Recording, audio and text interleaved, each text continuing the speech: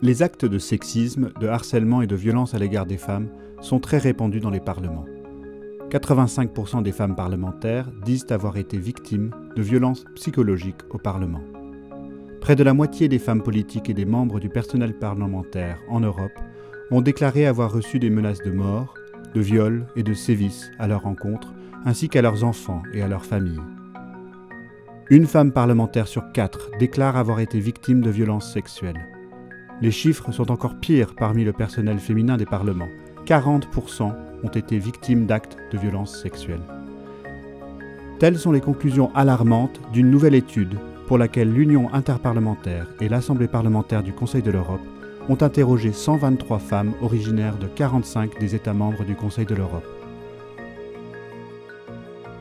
Béatrice Fresco-Rolfo, rapporteure générale sur la violence à l'égard des femmes, a lu le témoignage d'une victime illustrant le schéma sous-jacent.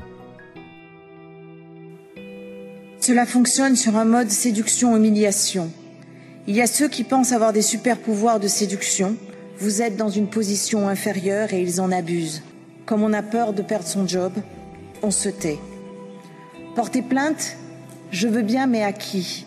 Certes, il y a bien ce comité, mais me faire juger par mes harceleurs, très peu pour moi.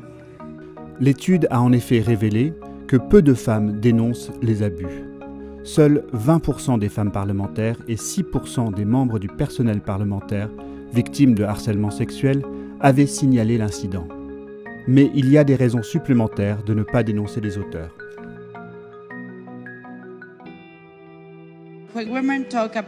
Lorsque les femmes parlent de cette violence, perpétrée par des collègues de leur parti politique et d'autres collègues, par des membres de leur famille ou par des trolls anonymes en ligne, elles sont souvent réduites au silence, car on leur rappelle qu'elles ont choisi la politique, un travail qui comporte des risques. Un témoignage émouvant d'une victime, lu par Elvira Kovacs, présidente de la Commission sur l'égalité de l'Assemblée, explique pourquoi il est si important de surmonter les stéréotypes liés au rôle des femmes et des hommes. Cette nuit-là, la police est venue à la maison. Mon mari m'avait menacé avec un couteau. Il était déjà agité, mais la situation a empiré depuis que je me suis portée candidate et que j'ai été élue. Il ne pouvait pas accepter que je doive voyager plus et que je sois moins à la maison. Qu'est-ce que les gens vont penser de nous ? Que ma femme est une pute ? Pour Liliane Maury-Pasquier, présidente de l'Assemblée parlementaire, l'élection d'un plus grand nombre de femmes parlementaires est essentielle pour surmonter le schéma sexiste sous-jacent. Je suis convaincue qu'un environnement plus favorable sera créé par le fait qu'il y aura plus de femmes actives en politique. Avoir plus de femmes actives signifie que la femme n'est plus une exception dans un monde principalement constitué d'hommes. Cela permet à d'autres types de comportements d'émerger, éventuellement à une autre culture de ce qui est normal de voir le jour. Et cela, au final, permet aux mentalités de changer. Élysée des femmes. Nina Casimati, qui est membre de l'Assemblée, lit l'un des témoignages recueillis qui explique ce qu'il faudra faire pour parvenir à un réel changement.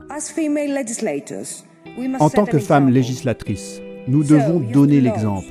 Donc oui aux lois, code de conduite, quotas, conseillers, numéro d'urgence, enquête, unité de psychologie, campagne d'information, collecte de données, formation. Mais avant tout, il est essentiel de parler et de ne laisser aucune place à l'impunité. L'étude a été transmise aux parlements nationaux de tous les États membres du Conseil de l'Europe, leur demandant de mettre en place des mécanismes de plainte confidentiels, des procédures d'enquête et des sanctions disciplinaires à l'encontre des auteurs de toute forme de violence à l'égard des femmes députées et du personnel parlementaire. Il ne peut y avoir de place pour un comportement sexiste, du harcèlement et de la violence sexiste au Parlement. L'initiative #PasDansMonParlement est une première étape.